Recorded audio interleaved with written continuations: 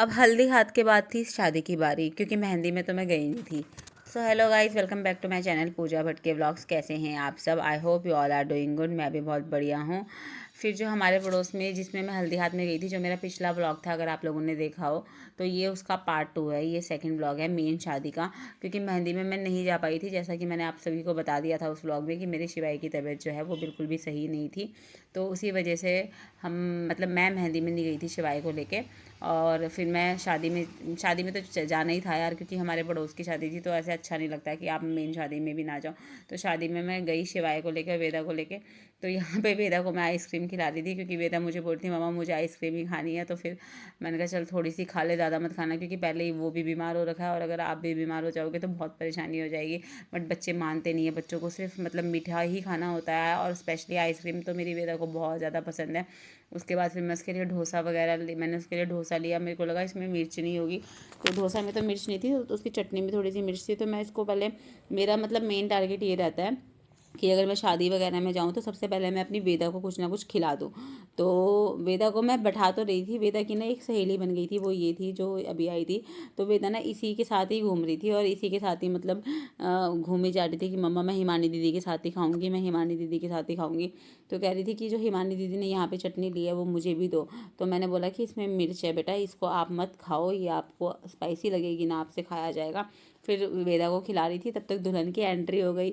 और फिर मैं दुल्हन की एंट्री की वीडियो बनाने लगी। जो हमारी दुल्हन है वो बहुत ही ज़्यादा प्रिटी लग रही थी, बहुत ही अच्छा, मेकअप वेकअप, लहंगा, सब कुछ इतना अच्छा किया हुआ था ना, सब कुछ बहुत ही अच्छी, एक अलग ही वाइब दे रहे थे यार। बहुत ही सुंदर लग रही थी, बहुत ही प्यारी लग रही थी। और ये वाला मोमेंट जो होता है ना, बहुत ही ज़्यादा स्पेशल होता है हर हर एक एक लड़की की लाइफ का। उसके बाद यहाँ पे चाची जी वगैरह बैठे हुए थे, तो मैं थोड़ा सा इनको भी अपने ब्लॉग में ले लेती हूँ, क्योंकि यही है यहाँ पे पड़ोसी में जो जिनके साथ मेरी थोड़ी बहुत बातचीत हो जाती है कभी कभार। उसके बाद मैं और शिवाय शिवाय को फिर मैंने अपनी गोदी में ले लिया था। मैं थोड़ा डांस वांस करवा रही थी उसको कि चल थोड़ा सा डांस वगैरह करेगा, बट वो बहुत सुस्त हुआ पड़ा था, उसने ज़्यादा नहीं किए मज़े। क्योंकि जब बच्चे की तबीयत ख़राब होती है ना, तो बच्चा कोई रिस्पॉन्स ही नहीं करता, उसका मूड बहुत ज़्यादा ख़राब हुआ था। बट फिर भी मैं उसका मूड चिल करवाने की बहुत कोशिश कर रही थी, लेकिन वो नहीं हो रहा था, उसका मन ही ख़राब हो रखा था। और उसके ना नाक के यहाँ पे भी जो ये देखे थे आप निशान, इसमें भी चोट लगी हुई थी। और अभी ना मुंह बना रहा है ऐसे ऐसे कर रहा था, जैसे मैं उसको बोल रही, मैं कहा थोड़ा सा शिवाय डांस करो मेरे साथ, बट नहीं कर रहा था। और उसके यहाँ पे नाक के नीचे जो चोट लगी हुई थी ना, इसका दाग भी नहीं जा रहा है, पता नहीं कैसा हो गया है यार, ये अजीब सा ही ना। इस टाइम पे ना जब बच्चा बीमार होता है ना, तो बस फिर माँ का भी कलेजा ऐसा हो जाता है कि यार कब ठीक होएगा, कब ठीक होएगा। मैं इसको चिल करवाने की कोशिश कर रही थी। अभी तो वैसे बेटर था, पिछले कल से बेटर था, क्योंकि इतना ज़्यादा नहीं पहले से तो बहुत ही बेटर था। बट फिर भी परेशान हो रहा था, उसको अच्छा नहीं लग रहा था कि क्या हो रहा था, उसका मन सा ख़राब हो रहा होगा फिर तब। तो थोड़ा सा मैंने उसको लेके डांस किया, तो तब थोड़ा सा चिल आउट हुआ, फिर थोड़ा हंसने भी लगा, और थोड़ा बातें करने लग गया था कि हाँ मम्मा मम्मा वो देखो ड्रोन कैमरा जो है ना, वो बच्चे को बहुत ज़्यादा अट्रैक्ट करता है, क्योंकि वो थोड़ा सा हेलीकॉप्टर जैसा लगता है ना। तो आपको भी पता है कि हेलीकॉप्टर बच्चों को वैसे ही अच्छे लगते हैं।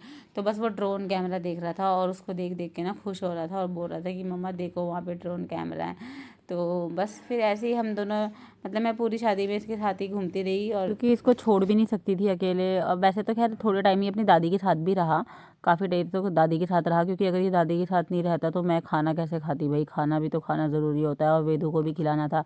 और दो दो बच्चों की रिस्पॉन्सिबिलिटी होती है, फिर और ज़्यादा मुश्किल हो जाता है कि एक को खिलाना है पहले, और दूसरे की वैसे ही तबीयत ख़राब है, तो पहले इसको भी देखना है और उसको भी देखना है। वैसे तो खैर मेरी बेटू अपना घूम लेती है, फिर लेती है, खेल लेती है, पर खाती नहीं है, बस इसके साथ खाने की दिक्कत पड़ जाती है मुझे। फिर इन द मीन टाइम दुल्हन की एंट्री तो पूरी हो ही चुकी थी, फिर एंट्री में ही उन्होंने बहुत टाइम लगा दिया, क्योंकि आजकल आपको पता है फ़ोटो सेशन वगैरह बहुत लंबा चलता है।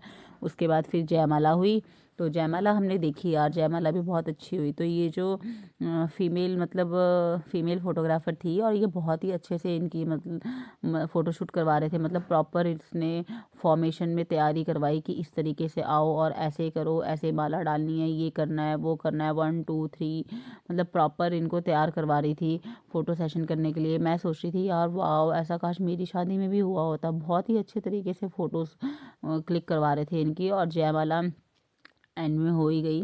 और बहुत ही मतलब अच्छे अच्छे लग रहे थे दोनों, दूल्हा भी दुल्हन भी, स्टेज भी, डेकोरेशन भी, सब कुछ बहुत अच्छा लग रहा था। बहुत ही अच्छे तरीके से शादी पूरी हुई और हमने जयमाला देखी, बहुत अच्छा लगा।